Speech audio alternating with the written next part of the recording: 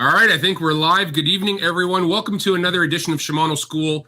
My name is JP Droza, and I am joined by someone I've wanted to talk to for a very long time, CA Richardson from Flats Class. CA, how you doing, bud? JP, glad to be with you guys tonight. You're gonna be talking my kind of talk tonight. In short, that's what I'm about. All right, and for those of you who don't know, we're going to let a bunch of people come in here. Do me a favor. Every week I ask, or every other week I should say, I ask people to check in from where they're watching from. We've had people from Europe, from South America, from Australia tuning in. So just let us know in the comment section. We're going to let people slowly roll in here. Usually I run a 30-second pre-roll before we start, but CA and I were kind of shooting the fish in a barrel here and talking fishing, and I completely lost track of time. But we didn't miss our target date, so we already got 30 people logged in. We are live on both Facebook and YouTube. Hey, Paulie, how you doing, bud?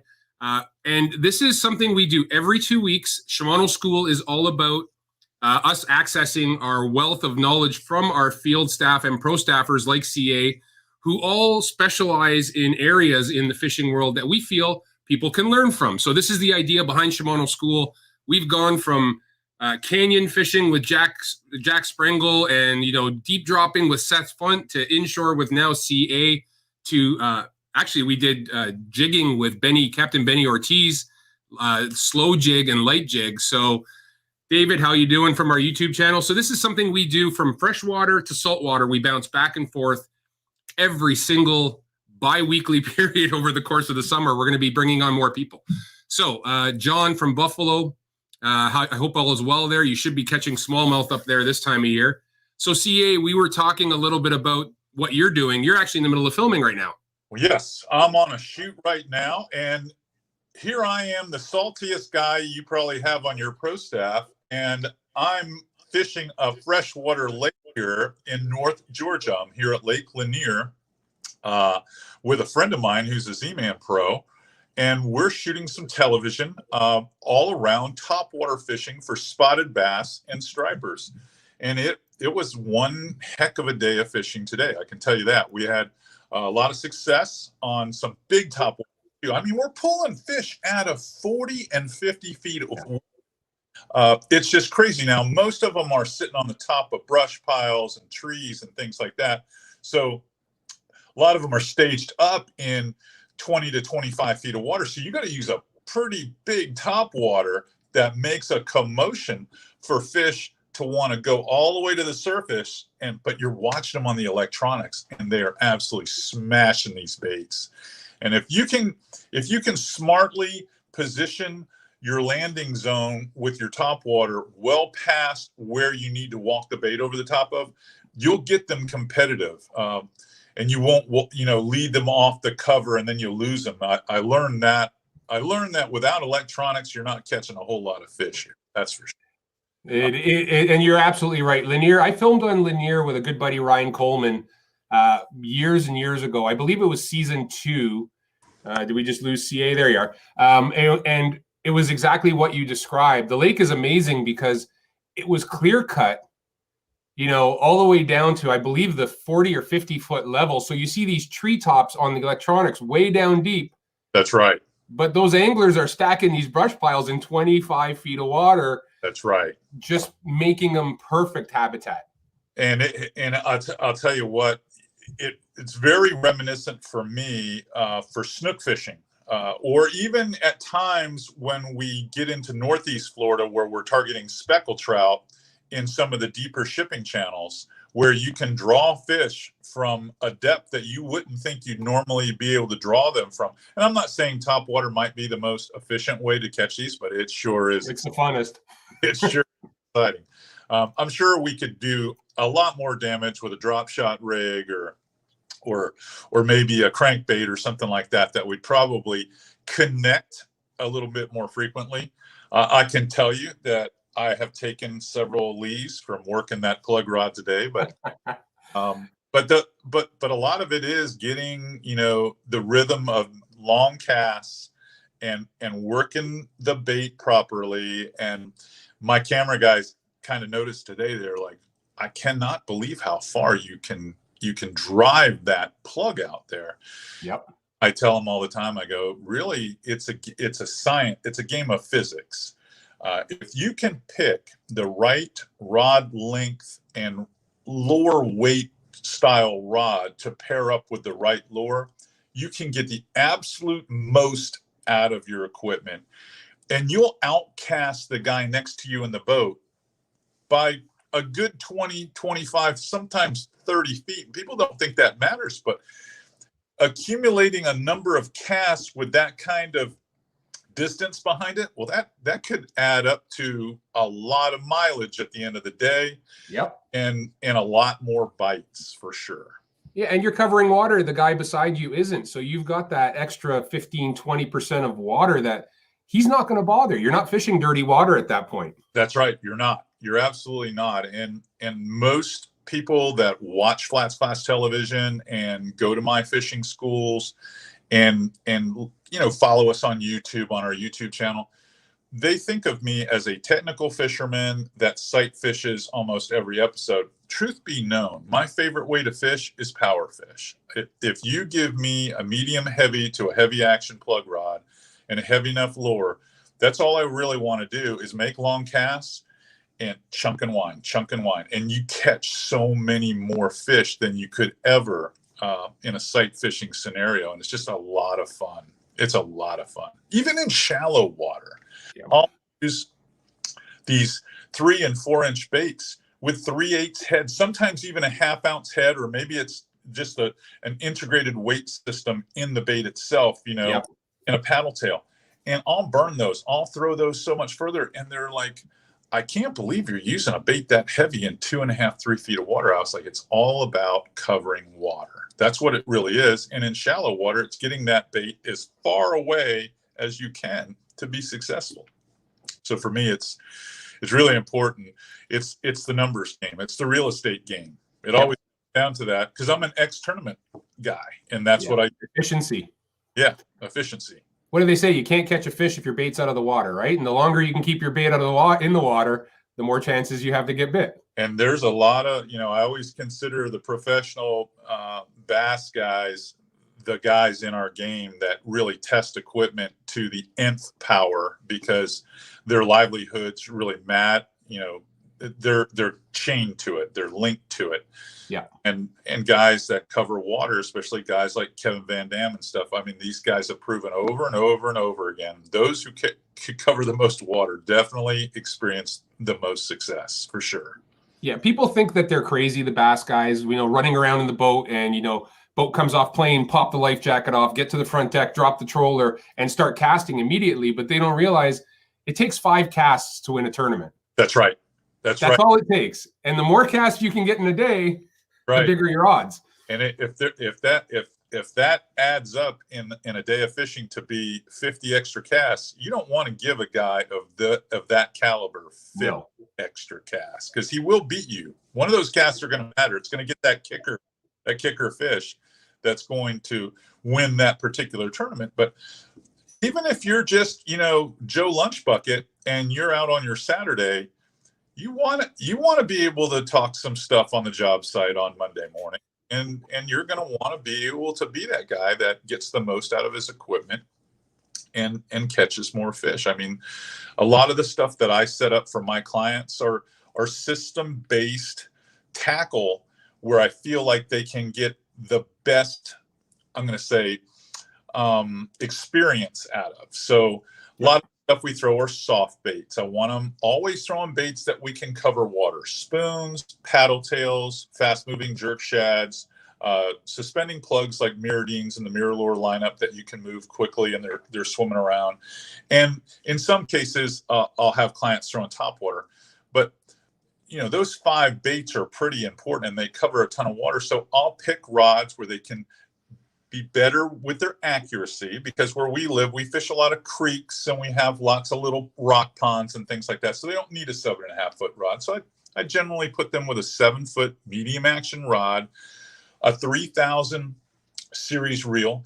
Typically it's the Stratic FG or XG. That's what I'm usually putting them with. And then we'll pair that up with some 10-pound Power Pro and 3 feet of 25 to 30 pound fluorocarbon leader, tie on one of those baits and let them go to it. And typically within 50 casts, they start to find their rhythm. They find the sweet spot in the rod. I tell them, a lot of the rods that I'm choosing for you are able to throw baits from 1/4 to 5/8 or 3/4. And now what we're wanting to find is that bait that weighs 3/8 to 1/2 ounce. That's going, and most of the baits, if you steal your wife's Weight Watcher scale or food scale or something out of the kitchen, put a paper towel on it. You can drop, a bait on there and measure it with the jig head, with the plastic on it, and find out exactly what it weighs. And then you can go out there and you'll start noticing that your gear works better when you find those lure weights that are in the perfect sweet spot of that rod. And then if you weight the rod with the right braid, some of my rods, my Ned rig rods and stuff, work better with 8-pound braid and 6-pound braid than they do with 10-pound braid. And then as I get in those medium actions, I use a lot of 10-pound braid.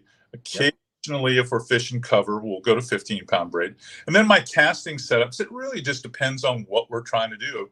Flipping sticks might have 50, 65, or 80-pound braid, where a lot of the the crankbait rods and stuff like that, they only have like 20-pound braid, so I can get maximum casting distance all the time. So it is definitely a system of matching braid, reel, rod, and some of the you wouldn't think those reels make that big a difference, those gear ratios and stuff, but when I explain to them how you have to work some of these baits, some of them have to get deeper, so they got to be slower reels. Some of the baits, for topwater have to be a little bit faster so you can take that slack up quicker.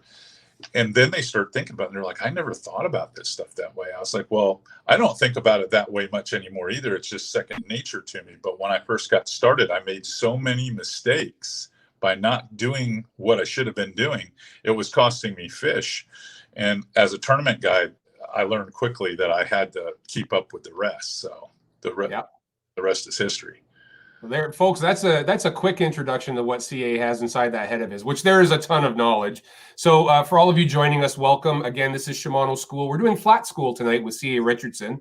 And we have a few people from all over. Argentina checked in, and Michael Brown says he just got himself a Force Master for halibut for his birthday. Happy birthday. That is an electric reel is a game changer when you're halibut fishing with 16 ounces of lead or 32 ounces of lead sometimes. So, Michael, you're going to really, really enjoy that. So, folks, if you have questions, CA is here to answer your questions regarding whether it's getting your first setup for flats fishing, or, you're an experienced flats angler and you have a specific technique you want to put together a combo for. We've got the man himself that can answer that for you. CA, listening to you talk about covering water, power fishing, and shallow water, how much smallmouth fishing have you done in your life? I haven't really done a lot of that. The only smallmouth fishing I've ever got to do is in places like Tennessee and North Carolina and stuff like that, when I've gone, get invited to something, we go and we do a little bit of that style fishing. But I am envious of the guys that are catching them up there in the Midwest, around the Great Lakes and things like that, because those bronzebacks seem like they'd be the ultimate challenge on like tackle, something that would be a whole lot of fun. Yeah, we've changed a lot. Our approach up here, you mentioned using 8-pound and 5-pound braid, and I agree 1000% with you. My rods have 5, 8, or 10-pound braid, and that is it for smallmouth fishing. I think the main difference for us is our leaders. You guys can get away, and you need to get away with a heavier 20 or 30-pound leader because you're dealing with shell beds and all kinds of nastiness, and fish with teeth in some cases. But for us, we're running, 6, 7, 8, 10-pound fluorocarbon leaders, but long ones, super long ones, you're 15, 20 feet reeling them onto the spool. Really? Yeah, but we're using an FG knot, and it's completely flows through the guides, and everything's great about it. But for us, our water is so clear. I mean, it's like fishing the Bahamas for smallmouth. So. And where I live in the Nature Coast Zone, because I'm about 2 hours north of the Tampa area and probably about an hour and a half west of the Orlando zone, our water is spring-fed rivers, very clean water. There's a few dirty spots with certain rivers, but most of our water is gin clear. And when you have lack of rainfall, it's even cleaner than clean. And we noticed that the length of the leaders, generally, especially during the cool months, have to be much longer, sometimes 5 and 6 feet long, which is what we call a long leader. But for like reaction style baits, if you're swimming paddle tails or have a caffeinated cadence with a twitch bait or a topwater, or you're kind of just steady rolling a spoon or something like that, we find that we can get away with leaders that are as short as 18 to 24 inches. And because most of the fish, they're attacking the bait from behind. All they're doing is tracking a bait and eating it from behind. And then it doesn't matter. And a lot of those leader weights can be as high as 30 and 40 because we have snook. And snook are those heavy leaders, because if you don't have the heavy leader, lots of times you get the snook on, and if he just does not get hooked up where the hardware is impeding his opportunity to get to that leader, he's going to get off, because if he gets it on the leader, he's going to just saw right through it, because their mouths are so rough. Doesn't matter so much with trout and redfish, but like you said, we do have other tangle issues like mangrove shorelines and oyster beds, and there are a number of hazards where they can break you off. But typically leader lengths for us, I start with clients with about 3 feet a leader, and that gives me an opportunity to chisel down on it a little bit throughout the day, changing baits for them. But a couple reties and everything else. Yep. Reties, but I bring a lot of equipment on the boat, and a lot of light equipment. I like them throwing medium action rods most of the time. If we get in a scenario where I feel like, okay, I'm going to let them throw a bigger topwater, then I'll give them a medium heavy rod, but I'll have a tip that is more what I would say is moderate fast. It's soft enough where it's easy to walk the surface walker back and forth like that over the surface, and but it's got to be heavy enough to get it out there. And that's the thing. Most people pick these rods that are kind of flim-flammy. They're just not heavy enough. They're 6 to 12 pound rods instead of something that's more like 10 to 20. And it greatly affects your casting distance. And then the performance of the rod because many times I won't let them set the hook on top water. I just walk the bait. And as soon as the bait starts getting blown up and they feel the rod load and it starts to pull out of their hand, then I have them reel and lift as fast as they can. And that's usually all it takes. Yep. Today's hooks are so sharp. They're designed so well, you don't have to stab the fish to really get a positive hook set. And usually it turns out to be a negative deal when they do stab the fish, because they get a little bit of buck fever and they tumble that bait out of the way. Top waters especially. That's the worst. It's the worst. You see the explosion. Yep. So we got a couple of guys checking in. Florida Big Ben Kyle, he's saying thanks for all your insights, CA. Here's a question for you, CA. So George Hess is asking, do you feel a Twin Power 6000 has enough drag and line capacity with 40-pound tarpon? Oh, absolutely. Absolutely. With 40-pound tarpon, I'll bet you could do it with a 4,000 Twin Power, honestly. I'm a big fan of the Twin Power. I did a lot of snook fishing this summer, George, with that Twin Power 4,000 around docks. And I was using the Terramar PX rod that was in the medium heavy, I'm going to say, category. And I had a lot of success with that. If I were fishing for juvenile tarpon in that 30, 40, and even 50 pound, I would say a 6,000 Twin Power is going to be more than enough reel for you. You could probably even get by with a 5,000. But I think you're going to be fine. You'll have plenty of line capacity for a fish that size, and you'll have plenty of stopping distance, drag. The cross carbon drags that are in these things are so silky, buttery smooth, George. You're going to love it. Yeah. And that's the reel we kind of feel like it's the bully of the spinning reel lineup. It's the one that's got the stopping power. It'll take the beating. Yeah. It's the Clint Eastwood of our reels. I mean, that reel is just amazing. That's got to be one of the toughest reels I ever use. Shimano makes it hard to pick reels that you really, they've got so many good setups, because I use a lot of the Gosas too. I use a lot of Saragosas in my charter tarpon stuff with the 8 and 10,000 size when we're at 100 and 150 pound fish.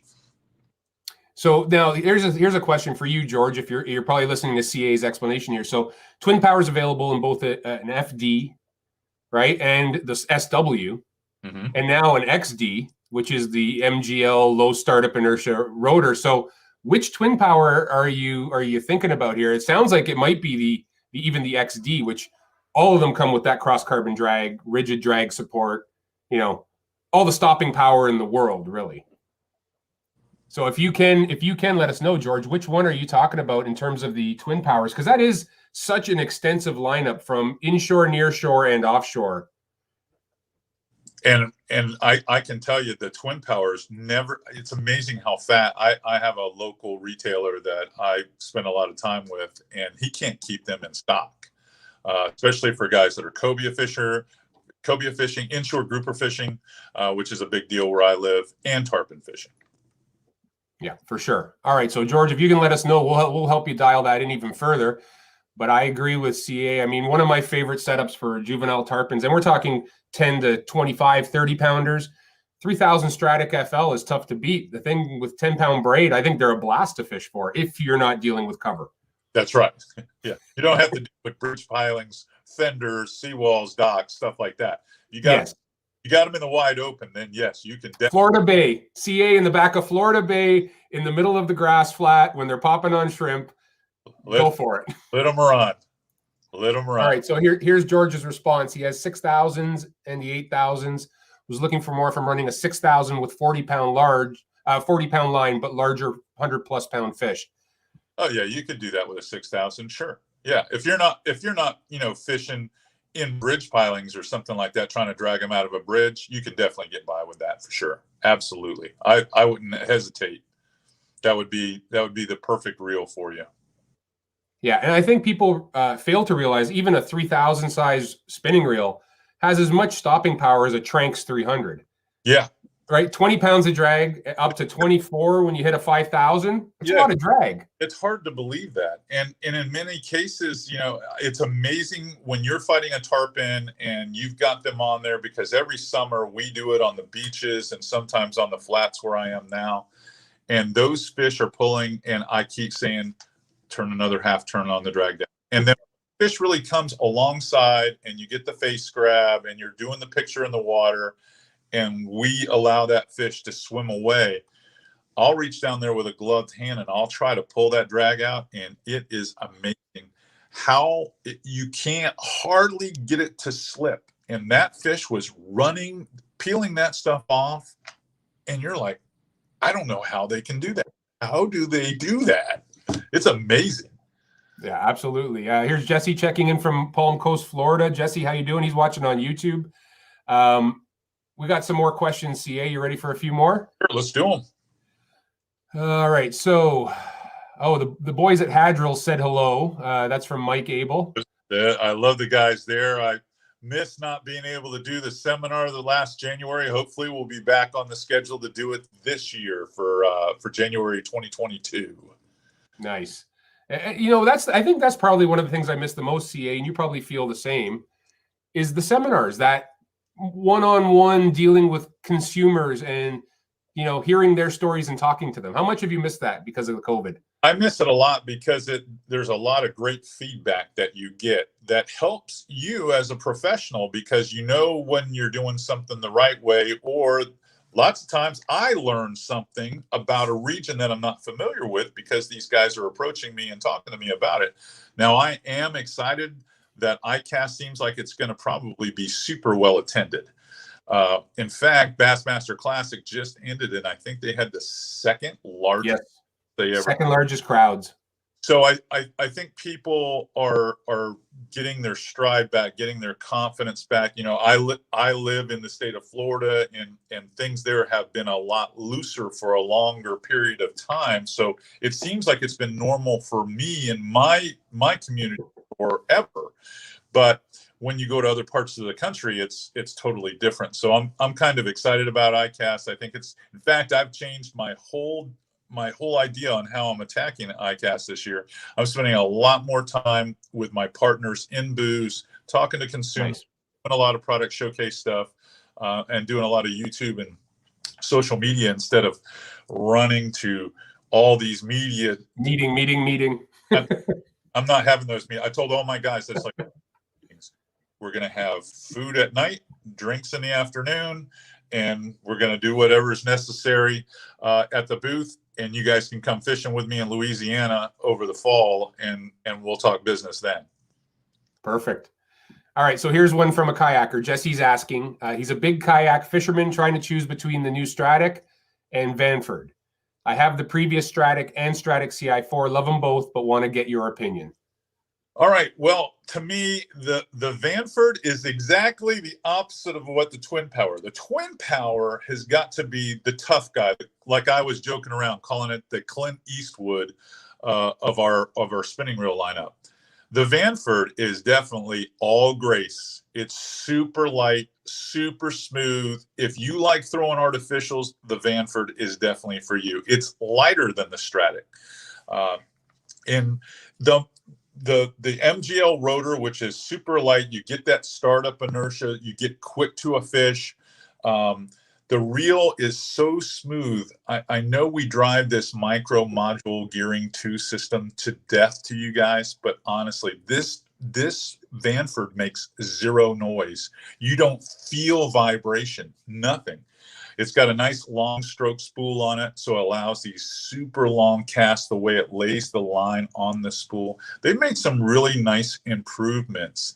I don't want to tell you that the Vanford will ever supplant the Stratic, but it is kind of the natural replacement for the CI4 Stratic for sure. And I think you're going to really like it. They've done a really good job with the X-Protect on this reel. I've been using this reel for over a year now. I took it to Louisiana with me. I've been using it in the Nature Coast zone over on my side. And if there's one spinning reel, and everyone knows me, Jesse, to be a casting reel guy, you know, through and through. If there's one spinning reel that we have at Shimano that I've really fallen in love with, it would be the Vanford, because the Vanford's light. And I don't use spinning reels in many cases because they feel heavy and they wear my hands out. You can look at my hands, how crooked they are from casting for so long. So I'm a casting reel guy. But if I have to pick a spinning reel, I'm going to tell you right now, if you were to go down to my Marquese at the hotel here and look inside the truck, you would see 4 Vanfords on spinning rods down there. And those are the only ones that I brought because they're the ones that I favor the most, my style of fishing. Well, there you go, Jesse. Some great advice from CA. And for any time you're picking Shimano reels, I guess the latest thing that Shimano has done is split their reels into 2 categories.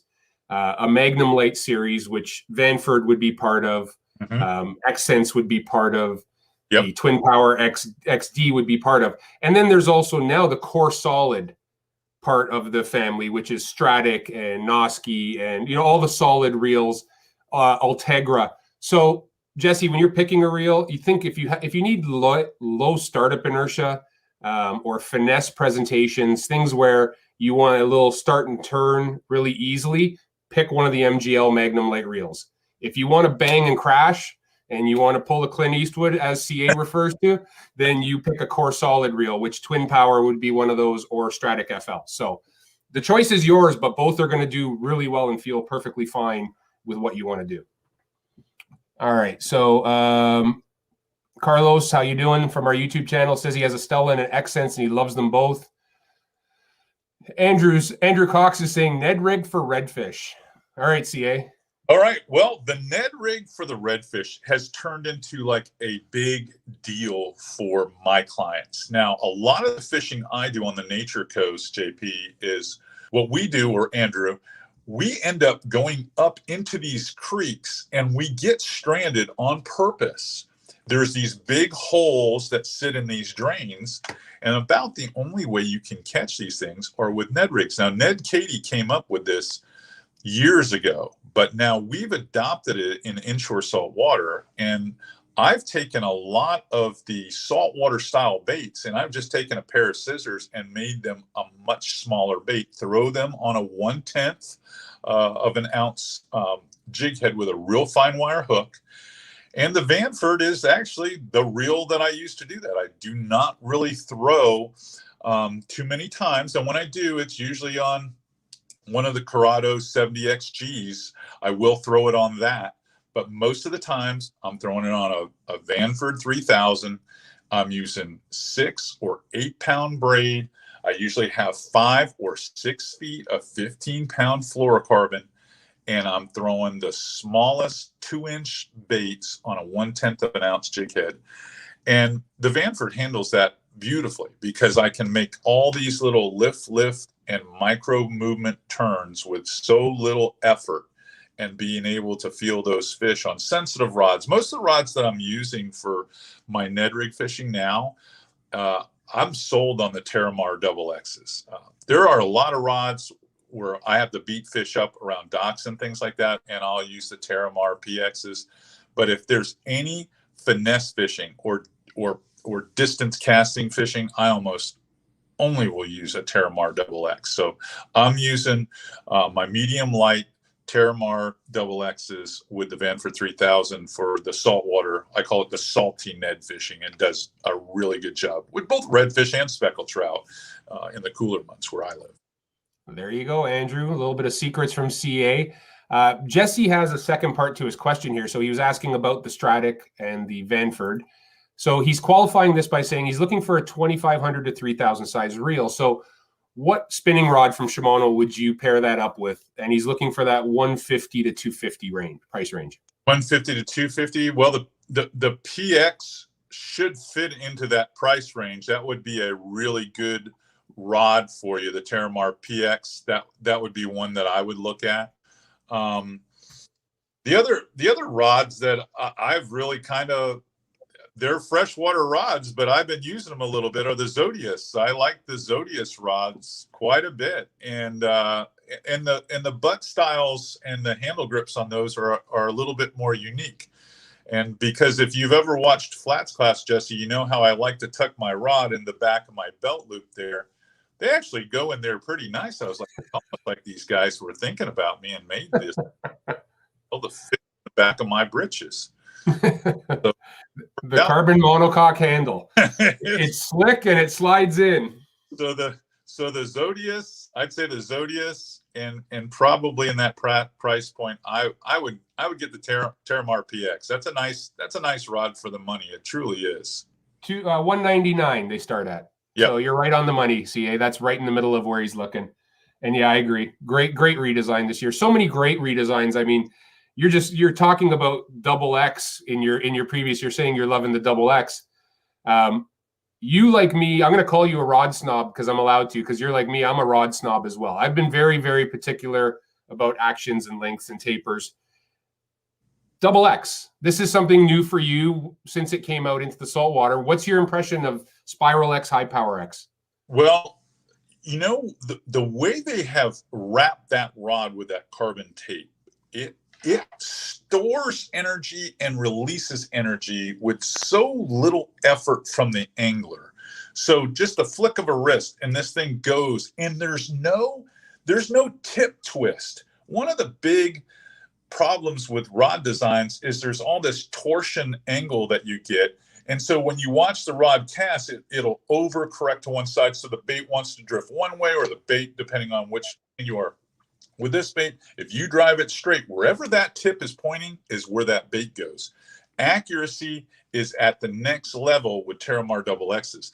So when people say, you know, is there a real difference, this, that, and the other thing, you know, because you're asking me to reach out and spend an extra $100 for the Terramar double X, I was like, well, it depends. If you're a golfer and you know you can hit a golf ball 425 yards because you have a better club and you have the ability to do that, well, then you're going to spend the money on a $400 or $500 driver.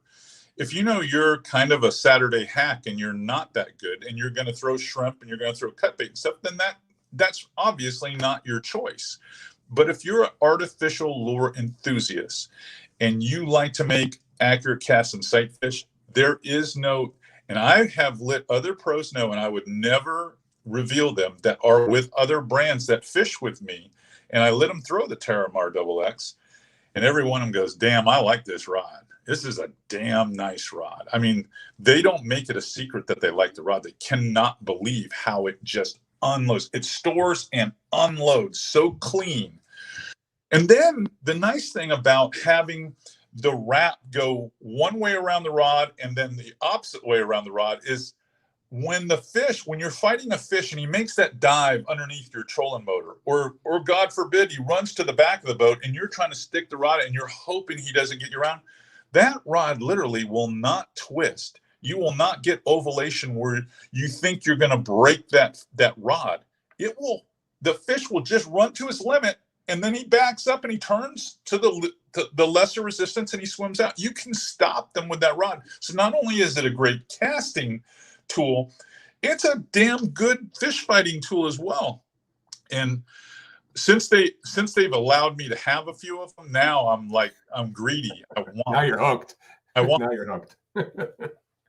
Yeah, it feels as though CA, the big problem with rods was always the spline, right? Everybody, we used to go I used to go into stores and check spline and roll them, yeah, and roll them to make sure the guides were placed on the right side of the spline, because I knew that it would actually make that twist worse than it needed to be. That's right. And it feels as though Double X has gotten rid of that spline in the rod altogether. Yeah, it's pretty cool. Altogether, it is an amazing rod. And when you do a couple little tests where you're asking the client to twist the tip and he can't really twist it, he's trying to twist it and you can't twist it, and then you let him cast it, and the Terramar Double X is a true inshore saltwater rod. Yeah, as they've made the guides accommodate leader knots and things like that. So as great as the Zodius is, as good as the X Prides are, and I love those rods. I love using them because I love bass action rods. That's what I do. But they don't allow the leader knots to go back and forth. Not on 30-pound, they don't. But they don't. They do stuff on the finesse stuff, but they don't. Like when you're snook fishing, like I snook fish a ton, you gotta get the Terramar. That's just it. There you have it. All right, so we're going to put you back into your home base here with a little bit of bait casting question. Electric Fishing Company watching on YouTube. They said they have a question considering the Chronarch G, which makes it a saltwater reel. What makes it a saltwater reel exactly compared to other Chronarchs? He was going to order the Metanium MGL, but he's worried about the magnesium frame. That is a technical question. It's always been kind of I'm going to say taboo to have magnesium in salt water for sure. And it freaks everybody out. So a lot of people steer clear of that. Our X Protect that we're putting on the reels though now really has done a good job to minimize all those things. Now the Chronarch G, I think I have 2 of those now. I'm super satisfied with them, but at heart, I have always been a Corrado fan from the very beginning, from way back when the reels were green. They were always the workhorse reel for me. And I can tell you, like the 200 XG in the Corrado, if casting distance is a big deal for you, and line capacity, that's got to be my favorite reel. Now, these guys at Shimano have talked me into this digital chip, this DC Corrado. And when I first got it, I didn't know if I really liked it, honestly, Electric Fishing Company, as much as everyone was telling me I was going to like it. But you know what I found out about that reel? Other than the fact that they do tell you it backlashes are minimized with it, I can skip better than I've ever been able to skip lures underneath docks, underneath mangroves, like never before with that reel. Like the Chronars are more finesse reels for me. I spent a lot more time fishing flukes and rigs like that with my Chronars, where when I'm fishing all the other stuff, I fish saltwater, I fish Corrados. Corrados are tough. Corrado DCs are just, they're just one of those workhorse reels for me that it's hard for me to get off of. And the 200 XG is got to be my favorite, because when I absolutely positively have to send it into another area code, I know that that's the reel that's going to give me the biggest advantage. But I've got a couple of Chronar 150 XGs down in my truck, and I've been using them in salt water for a while, and I have not had any issues. Now I do a really good job of keeping my equipment real clean and in good shape, and I wipe everything down, and I use a little product called Cleanse Oil that keeps my gear, not only my fishing gear, but my knives, guns, and everything in really good shape. And I'm super satisfied. But I think Shimano has made some really big improvements on corrosion resistance, especially in the last couple of years, that has really upped their game, and people get a lot more reliability for years than they have in the past. Because if you're a kayak guy or you're a real small microskiff guy, you get a lot of salt water on your equipment, or if you're a Texas wade fisherman. But I'm a skiff guy. I've always been a small boat guy, and I'm really satisfied with what we've been able to accomplish with some of the labyrinth systems that they use in the spinning gear and the X-Protect, both inside and out on a lot of our reels. It's really made them a lot more solid state for me. So on the tech side, the main difference for the G that they classified it as a saltwater reel, I just dug it up for them, is actually a specially plated pinion gear, breakwater wall, and drainage port. Okay, so just to help with corrosion, reducing corrosion inside the reel. And that's the big thing. I remember when Chronarch G was introduced, it was a few years ago, but it was like the wade fishing, like you mentioned, was where their head was at with that reel. Yeah, it was that market that they did that for. So I hope that one helps you out a bit. Electric Fishing Company. Hopefully that is answers your question. I mean, CA gave you a pretty detailed answer there. So I need to. All right. So here's one. Kindly refer basic saltwater reel. So let's talk one casting, one spinning, CA. If someone's starting out, where do you put them? If someone's starting out and just getting into inshore salt, and I get this a lot because we have a lot of people move from the Midwest to the West Coast of Florida and get down there, and they're wondering what tackle that they can use. A lot of the stuff that they used to use in freshwater will work fine in saltwater. I tend to steer them toward fishing with spinning tackle at first, because I just think the versatility of spinning tackle gives them the opportunity to fish wherever they want, and gives them both natural bait and artificial angles that they can work. Where the casting side of it is a little bit more specific, unless you're just hardcore. And it just, for me, the spinning reels are so good today. They cast so far. When I grew up, spinning gear didn't cast very far. So we all had casting rods, and we could outcast all the guys with spinning rods. And we're like, well, why would we ever use a spinning rod? But then they developed Power Pro, and the stuff started casting as far as our stuff. And then they started making long stroke spools. And the way the oscillation was, when they would take the line up, it would stack the braid perfectly. It would just feather off. And then they started tapering the spools so the line would come off the lips better. And before we knew it, these guys with spinning reels were casting farther than us. And we're like, well, we're going to have to free these casting reels up to be able to compete with these guys. And they did. So now it's hard to choose. Lots of times it's the weight of the lure that makes me choose, am I going casting or am I going spinning? Most of my finesse fishing and most of my fishing that I have to skip and things like that is done with spinning tackle. And most of my other fishing is all done with casting gear. I think you got to have both. But if I were going to put you on the right path, I would say I would get a 2,500 to 3,000 spinning reel, put it on a 7 to 7.5 foot medium rod, and I'd go to it. That's what I'd choose first. All right. Now, is there a actual weight separation you have? You say you go heavier stuff for casting and lighter stuff for spinning. Is there like a number you look at or use as a rule of thumb generally? It's usually a strategy. It's like if I'm power fishing, I'm almost always fishing a casting rod. That's just because I'm a violent caster and covering tons of water. So I don't want to have a bulkier spinning until you guys came up with the Vanford and made that a harder decision. But overall, typically, if I'm throwing lures that are underneath 1/4 ounce total weight, that's when you pick, not just, total weight, I will throw spinning gear. And if it's 1/4 or heavier, I'll throw casting gear. And you're like, wow, that's not a whole lot. But it's usually unweighted jerk shads or fluke style baits and things like that, that I'm trying to work a little bit different, something that's super, super light.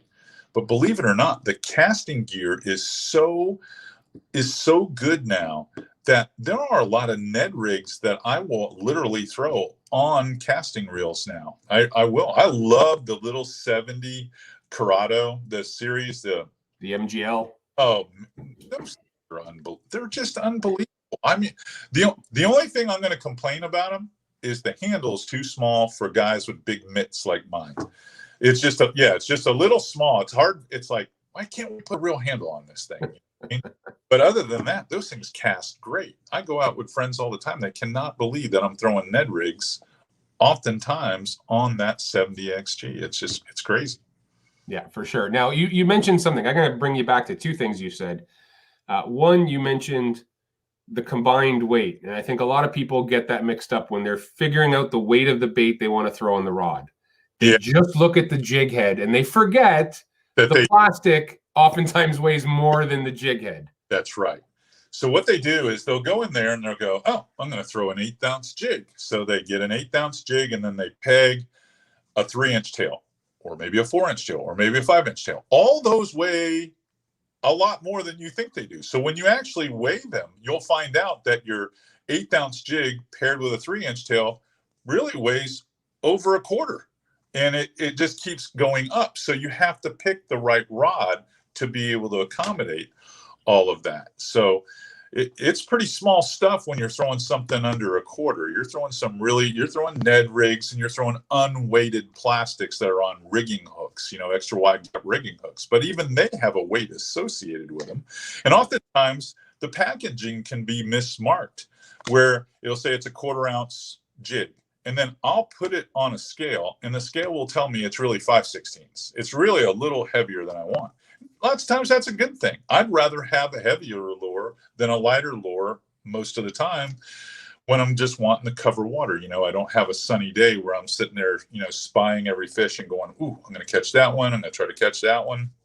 It doesn't equate to me that way. And then a lot of what I see from a polling platform pushing with a push pole and what the client sees at deck level is two different things. So you got to walk them through. You got to aim your rod, point your rod, 10 o'clock, a little more left, you're right on it. Now I want you to lay a cast out there about 40 or 50 feet. The fish is inside that because you want the lure to land in a landing zone where it won't alarm the fish. And then you can get it in a rhythm so it looks natural when it swims by. And you'd be surprised how good the hand-eye coordination is for certain personalities that you have on your boat. Because if they see and you give them a good piece of equipment, you put them with a nice rod and reel setup, they'll land right on the fish. So I always tell them, make your eyes look at the spot that you want the bait to land in, not the fish. If you look at you're going to spook the fish. Don't look at the fish. Don't make eye contact with the fish. Look at the spot you want to drive the lure to and work it to that fish. That's going to be the game. All right. So the other thing, you said this right at the beginning, and I caught it, and I didn't want to interrupt you. You were on a roll. You mentioned caffeinated retrieve. Is that a twitchy retrieve? Is that what you're referring to? As if you had too much coffee? Yeah, it's kind of, remember the guy, Christopher Lloyd, who played the personality Jim on Taxi back in the day? Yes. Showtech. Remember how he was kind of a tweaker? And that's what I call caffeinated type of. If you think about how I got it. As soon as you said it, I got it. But I just wonder how many people caught that. But the more erratic a bait is, the more you can draw that DNA reaction out of a predator who wants to hit it, especially certain species that are more susceptible to that. Now, many fish want a nice, slow, static, straight swim. But in many cases, when you're trying to draw a snook, like I walk top water for snook way different than I do redfish. Redfish, it has to be a nice, smooth, straight cadence, because they're not the most athletic fish in the water where I live. Big round head on them. They can't see well. They struggle. So you got to give them a target that they're going to be able to get a hold of. But a snook is such a good sight predator, and he's looking up, that thing better be moving like it's hurt or something's really messed up with it, or he's not going to hit it. Because if it's steady, that's no, not doing that one. That's just the way they think. And with sea trout, you'll work it and then you stop it, and that's what usually when they hit it. Or you stop it for a second and then just straight crank it where it makes a little herringbone kind of ripple coming off the top water. Then you pick it up again and then they hit it again. And it's just it's just trying to figure out what they want, how they want it. And every day is a little bit different based off cloud cover, based off water clarity, based off water temperature. Yep. What you can get away with. And again, experience really helps you with that. But it's always good to fish with different people. I've learned so much from fishing with different personalities all the time, whether they be freshwater guys, saltwater guys from different parts of my state. Because I have so much shoreline in Florida that the Big Bend area and Forgotten Coast and the Panhandle fishes much different than Southwest or Southeast Florida. And then the Northeast part of our state fishes more like the Carolinas and Georgia. So I get a really wealth of information that I get to fish different ways just within my own state, which a lot of people don't have that advantage. If you live in Mississippi or Alabama or Louisiana, most of that fishing kind of stays static. It's kind of the same fishing. But when you're in Florida, you get a lot of diversity around the state, both in culture and in fishing. I got to agree with you. I love Florida. I absolutely love whether you want to catch a trophy largemouth or you want to go offshore to blue water or you want to hang around the shorelines. You got everything. We really do have everything. Except smallmouth. Except smallmouth. There are a few fish I'm jealous that you guys have. Yeah. But probably be one of the big ones. Folks, thanks for tuning in. We are far from done. Actually, not far from done, but close to done. But we are going to take some more questions. I just want to thank everybody for joining us tonight for another Shimano School. I'm going to do my pre-roll out of my head here, but we are here with C.A. Richardson talking flats fishing. If you don't know C.A., you need to check out his stuff. Waypoint TV, probably one of the best places to find C.A.'s stuff. Flats Class is the name of the show. Always informative. One thing I've known about you, C.A., over the years is you give the goods on a lot of neat things for people to learn how to fish. And your education level to me is probably one of the coolest things that you do. Yeah, and I don't really have to step outside myself to do it because I'm not the bombastic host on television. I'll make a few. I have very dry humor, but in a day of fishing, if you've ever fished with me, you know that the way I guide is the same way the show goes, and all I'm looking to do is take people on an experience on these shows so that they can see exactly how we go about our daily waterman business. Whether we're fishing the backcountry, the flats, or the beaches, we do it, the same. And it's really resonated with a following that I could never imagine that we would have accrued over all these years. We've been doing it for 15 years, and I've been a guide now going on 25 years. So, and before that, I was a tournament guy for a long time. So I've always been attracted to doing this, but teaching people has always been super rewarding. We do live classes, we do online classes, we do this stuff, and my goal is always to make you guys better anglers because that's what grows the game, and ultimately it's what conserves our sport and conserves some of the fisheries that we have and the wetlands and stuff. Because if I can get you integrated into our culture and what we try to do, then you will spend your money, your time, your votes to make sure that we secure the future of some of these fisheries. So it's really a diabolical move. Well, listen, there's no doubt. I mean, for us, it's the same. What you do is the same thing. Why we do Shimano School. We're here to educate. We want people to enjoy the sport of fishing. It's at an all-time high in participation right now. COVID put things through the roof for people. Everybody's, stopped traveling, started picking up fishing and outdoor activities. That's right. So I feel like these things that we do are imperative to educate as many new anglers to the sport and keep them here, keep them with us. COVID actually put more people in the outdoors than then I'm gonna say lack of air conditioning. I mean, it's just been unbelievable.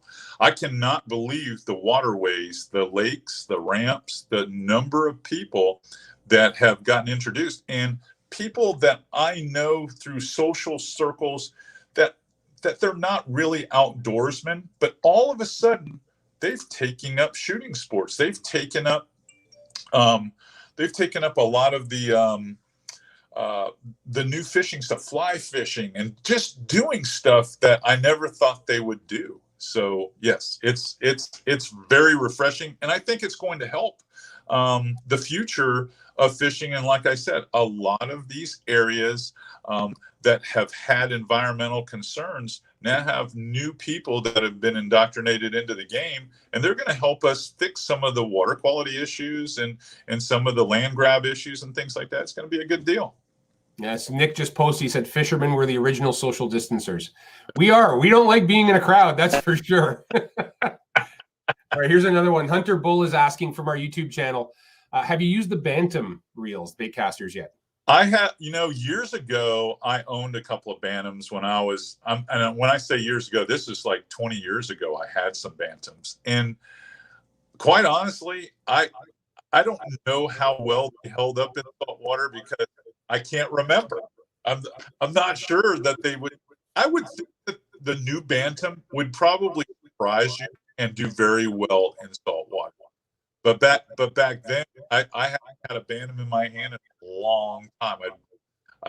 I'd be interested to try though. I'd be interested to make an experiment out of that, maybe post it on YouTube. I think you should, CA, just because the Bantam, the new Bantam, and it was a heritage to their original baitcaster, obviously, probably one of the ones you had in your hands. Like 25 years ago was the last time I saw that. And so this new Bantam is the first ever core solid baitcaster where the side plate that normally would pop right off the reel is internal. So it's a one-piece cast aluminum frame, and then it's a cold forged side plate that fits inside. And what it's this, by far, in my opinion, the strongest baitcaster in the low profile series that we have. Mm-hmm. But it's the amount of vibration it transmits being a one-piece frame to your hand from the rod is incredible. Really? So I would suggest you call Blaine and say, Blaine, send me a couple XG Bantams. JP said, okay. Yeah. Put it on my tab, Blaine. So Hunter, yes, I think you would. I've used them a lot. I've taken them saltwater fishing as well. Again, I think it's reel maintenance, and this is probably a great topic to see how you take care of your gear here, CA. Reel maintenance is the biggest thing, or rod maintenance, or lure maintenance in saltwater. So it is a huge game, and what happens? We spray or mist them down. You don't want to drive water into reels, and you don't want to blast them like a fire hose. Usually, I'm washing my boats. I pull the rods out from the gunnels, and I have a pair of sawhorses that are out there in my wash station, and I lay them flat on there where they're not vertical, because when you mist them that way, the water drips off them instead of running all the way down to the reel and getting all in the reel. So that way I mist them gently. When I'm done washing that boat and they seem like they're dry, I still wipe them down with that cleanse oil spray. I still wipe everything down to get it off, because lots of times that salt will get in the guide foot and everything like that and make it tough. Frank is saying you can't go wrong with cleanse oil. There you go. Cleanse oil's tough not to like. I was actually introduced to that to clean guns, believe it or not. So I've always used that stuff, and it kept rust off the guns. And now I spray it on a rag, and I keep it around a pair of pliers, like Klein's, cutting Klein's, because believe it or not, I get stuck by troubles all the time. And I got to cut them out. I cut one out of a guy the other day who got trouble hooking him, and he's like, uh-oh. Like, this is no problem. I do this all the time. And he couldn't believe I was able to pull the hook out and he wasn't going to have to go to the emergency room. But cleanse oil does a really good job. It's a great product for your reels. It's a great product for your rod, all the guides on your rod. And I really wipe all that stuff down. But if you'll just towel dry everything off and put a little thin coat of that stuff on, you'd be surprised how long your stuff will last. So have you heard, see, and I've talked to even people who work at Shimano, which Shimano, for those who don't know, has an incredible maintenance reel repair center, both on the West Coast and on the East Coast, and here in Canada, where I'm from. You can send your stuff in and get it maintained, which is always a good idea, especially saltwater fishing. Saltwater, the higher end stuff like the Stella, Twin Power, all the excellence and stuff. Most of the guys that are clients of mine that are the guys that travel with Louisiana and they do destination fishing with me when I host all those guys, they send all their stuff to Shimano. It's like a routine thing. It's a scheduled maintenance for them. They just think, hey, this is a good idea.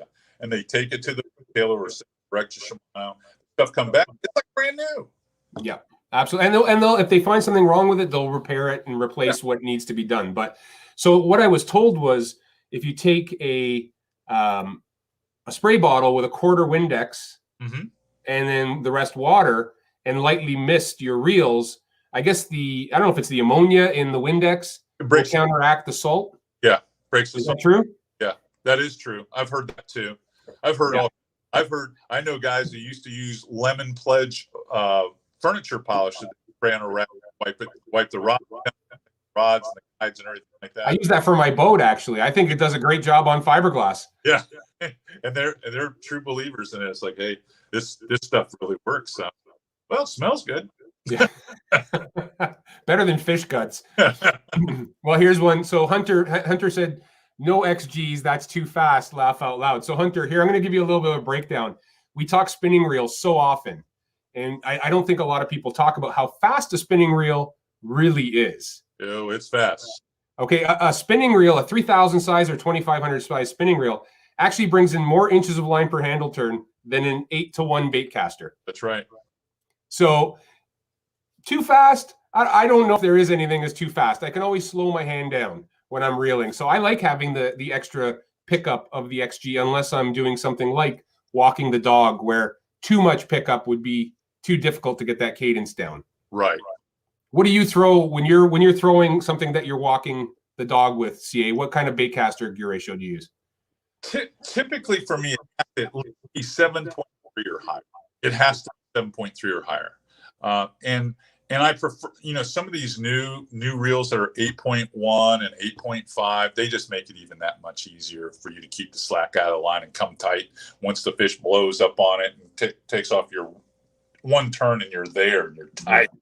It also helps a lot, believe it or not, in sight fishing, because when you make a cast and let's say that cast drifts off a little bit, you've got to give time for that fish to get out of that zone so you don't alert it, because you can't reel right then. You got to wait for him to leave the zone.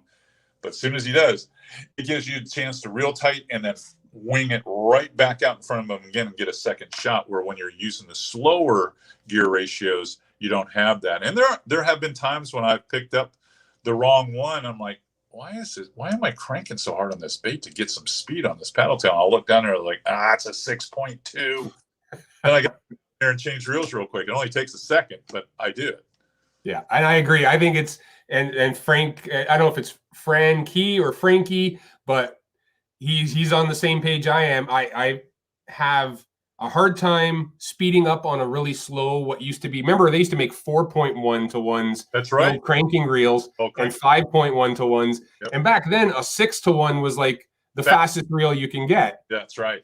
That's right. And a 6 to 1 only brings in like 23 or 24 inches of line per handle turn. And now, an XG Shimano low profile will bring in 35, 36 inches. All true. Don't get caught on the gear ratio, though. Look at how many inches of line per handle turn, because the spool size is going to have a lot to do with that. Yeah, it absolutely does. Yep, a 4,000 versus a 3,000, there is a difference. Yeah, and now we got the reason. It is Frankie. Facebook added a space in his name for some reason. Well, Frankie, we appreciate you tuning in tonight. Again, folks, thanks for joining us tonight. We have been doing a live for an hour and 4 minutes, CA, already. Talking flats fishing with CA Richardson from Flats Class. If you guys have a chance, please check him out. He does Monday night lives every Monday night on Instagram. We do those on the Instagram, and we do an awful lot of stuff. We've got some teaching stuff on Waypoint TV. It's just not the television show. We do Flats Class University there. We podcast there. So, you want to learn something about flats class, you should go to waypointtv.com and find us there. You can't beat it. It's completely free, full HD. I mean, and lots of great shows on the network. Really, there's a ton of educational shows, entertainment, hunting, fishing. Yeah, it's Netflix for the outdoors. If you like to hunt and fish, you got to have Waypoint. You got to have the app, and it's all free. Absolutely. And there's not many things free anymore, is there? No, there's not. There's a price. All right, CA, thanks very much for joining us. And folks, again, if you could do us a favor, if you click the share button, that'll help get the word out. This is going to live forever on Facebook and YouTube, so you can always access this for extra information, or if you tuned in late. And if you got a buddy who loves to flats fish, tag them in the comments. They're going to get this right in their face. It's going to end up right in their profile, in their box, and they can actually watch this. So thanks, everybody, for joining us. I hope you all have a great night. I hope you're all staying safe, and I hope you all catch a lot of fish. Take care, everybody. Good night, everyone.